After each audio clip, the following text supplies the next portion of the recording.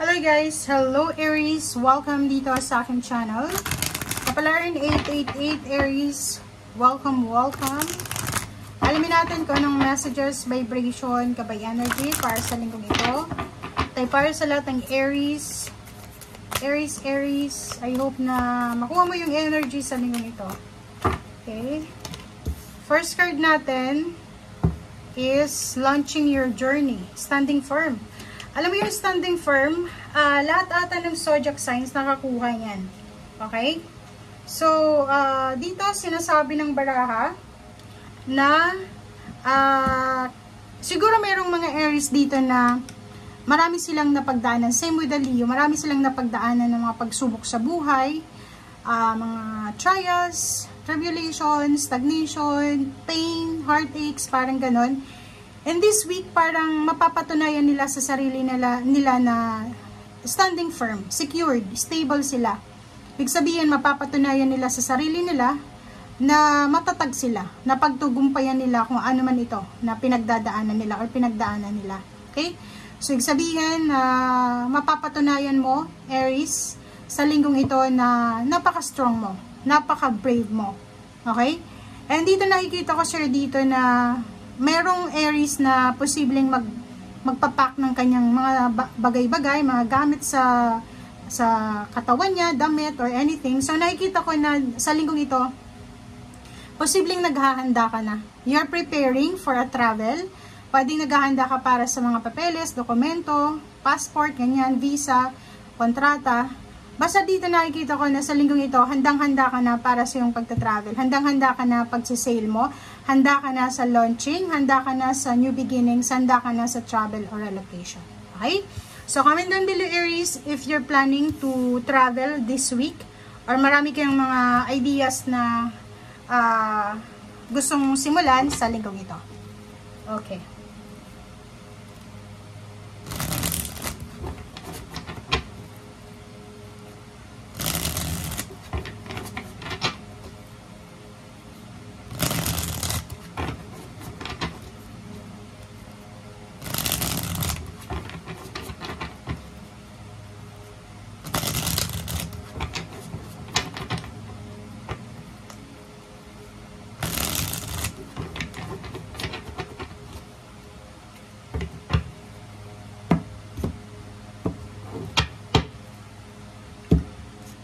Okay, first card natin, Aries, is Death card. Death card, it's a transformation, endings, positive endings, renewal. So, nakikita ko, sir, dito na isang yugto sa buhay mo ang posibleng matapos na. It's either, eto na yung katapusan ng mga pighati mo, katapusan ng paghihirap mo, pagiging hopeless, helpless, yung pain, heartaches, yung lahat ng mga paghihirap sa buhay mo ay posibleng matapos na sa linggong ito. Okay, strength card. Yung strength card is related siya sa standing firm. Sinasabi ng baraha na be strong. Be strong, Aries, kasi malapit na.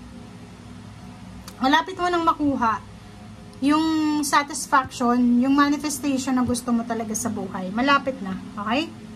Next card natin is Ace of Wands.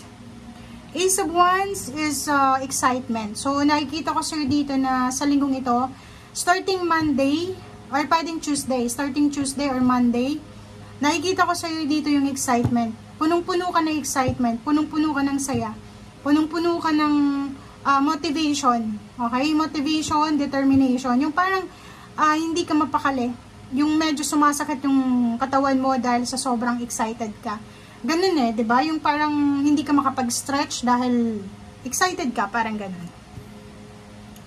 Nakikita ko, sir, dito, Aries, na isang Aries ang sobrang excited para sa kanilang future. Okay? Yung Aries na to is sobrang excited siya para sa upcoming, sa incoming. Excited yung Aries na to para sa mga paparating. Excited yung Aries na to para sa kung ano yung parating sa mga susunod. Okay? The Chariot, it's travel. Travel, success, victory, journey, diba? Ano ba?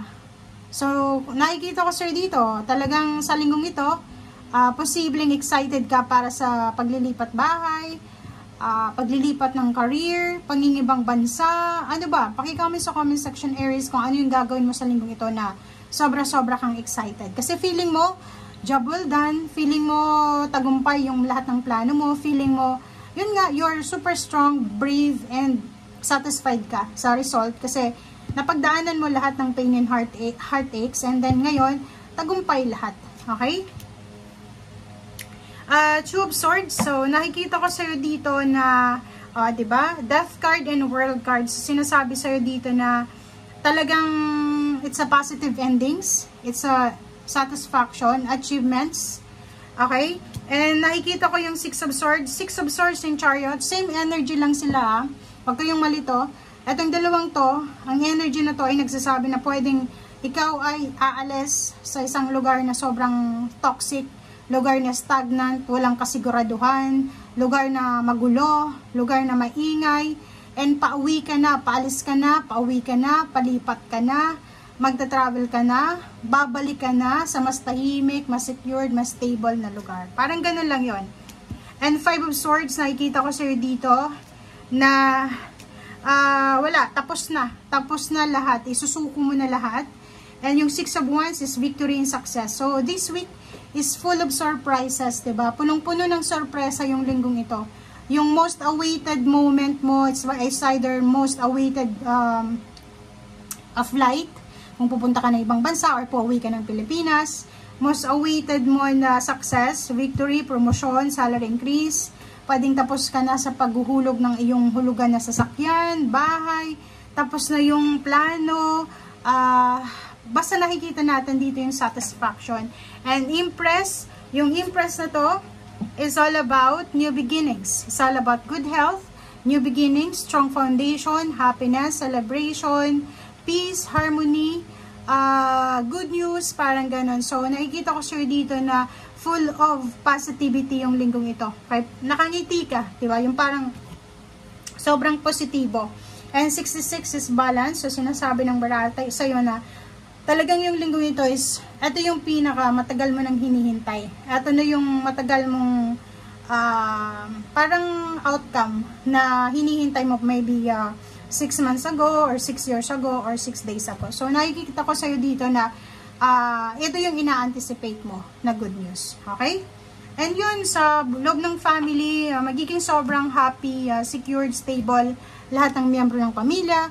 Magiging sobrang saya nyo, magiging sobrang tahimik, makukuha mo yung satisfaction, yung saya, yung ligaya, lahat. Makikita mo na lahat ng gusto mo ay makukuha mo, makakasurvive ka, or eto na talaga yung parang sinasabi na, yung parang isang pwedeng, ang pinaka-example dito, pwedeng naghirap ka, parang rags to riches, na-demote ka, tapos mapopromote ka ulit, parang ganon, na bankrupt, tapos makakabangon ulit, nawala ng kapamilya, tapos makaka-recover ulit. Parang ganun. So, yun guys. Thank you for watching.